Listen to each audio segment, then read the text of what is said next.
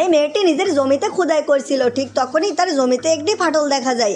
মেয়েটি সেই গর্তের মধ্যে পড়ে যায় এবং সেইখানে গিয়ে কিছুই দেখতে পারে না। মেয়েটি তখন বলে আমি কোথায় এসে পড়লাম। ঠিক তখনই তার সামনে একটি জাদু কঙ্কাল আসে এবং কঙ্কালটি তখন বলে তুমি আমাকে বাঁচিয়েছো। মেয়েটি তো এটা শুনে অনেক খুশি হয় এবং কঙ্কাল তখন তার মাথায় একটি শক্তি দেয়। দিব্য শক্তি পাওয়ার ফলে মেয়েটির চোখে একটি আলো চলে আসে এবং মেয়েটি তখন যে কোনো জিনিস দেখতে পারে আর তার দামও দেখতে পারে।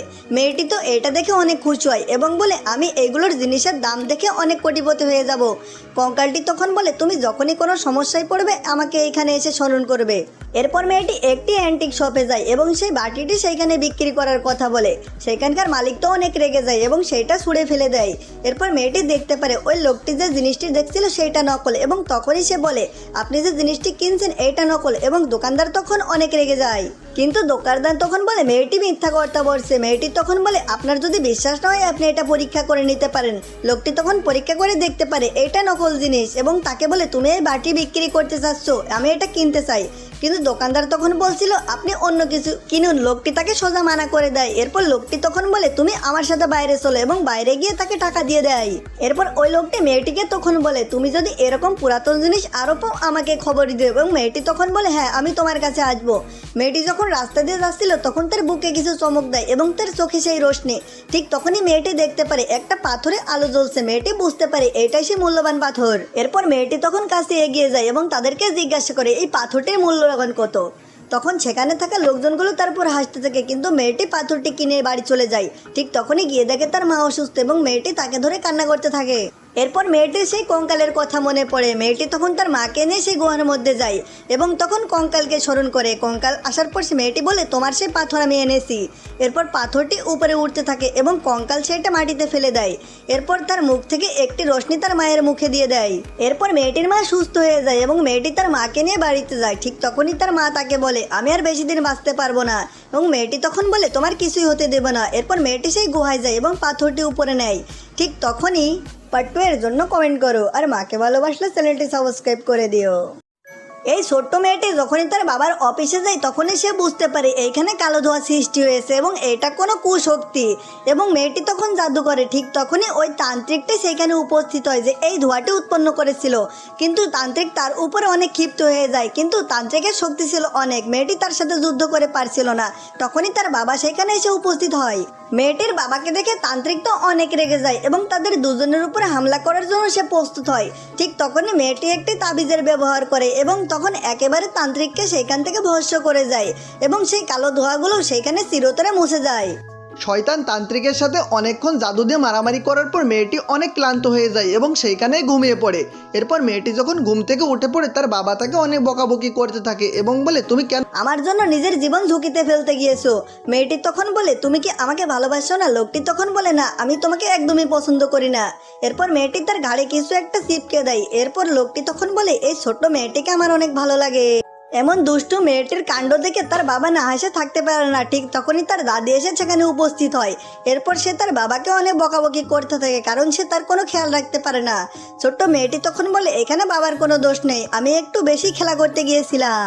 ছোট্ট মেয়েটির এমন কাণ্ড দেখে তার দাদি তো না হেসেই পারে না কারণ তাদের ফ্যামিলিতে এমন সুন্দর একটি মেয়ের জন্ম হয়েছিল।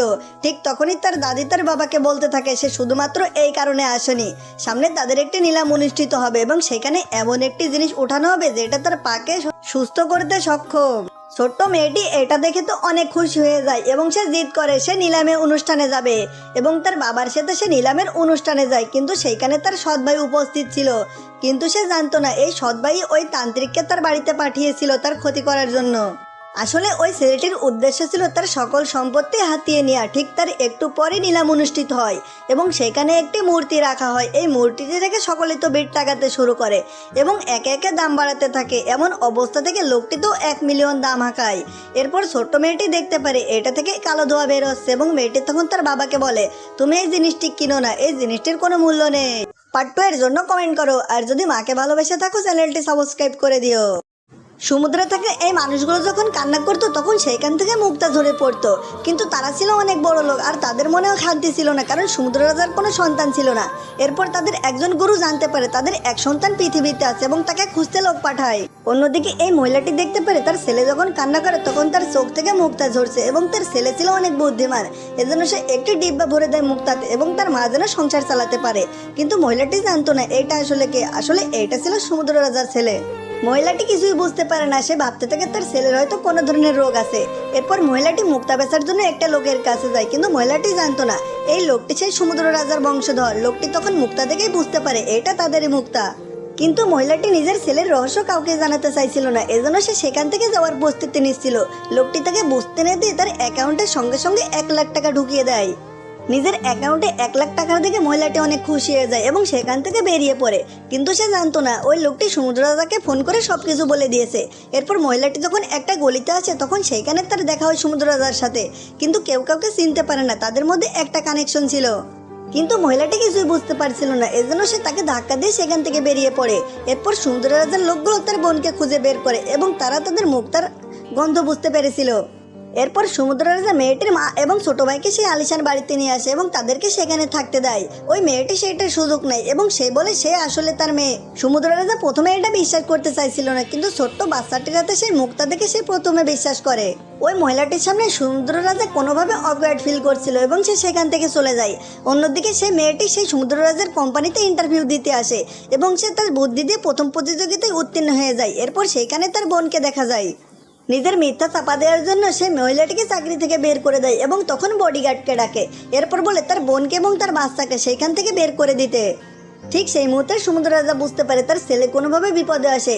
এরপর সমুদ্র রাজা কোম্পানিতে যায় এবং সেইখানে গিয়ে দেখতে পারে তার ছেলে কান্না করছে এবং তার কান্নার ফলে মুক্তা ঝরছে। তুমি যদি টাকা ভালোবাসো তাহলে লাইক করে দাও, আর মাকে ভালোবাসলে চ্যানেলটি সাবস্ক্রাইব করে দাও।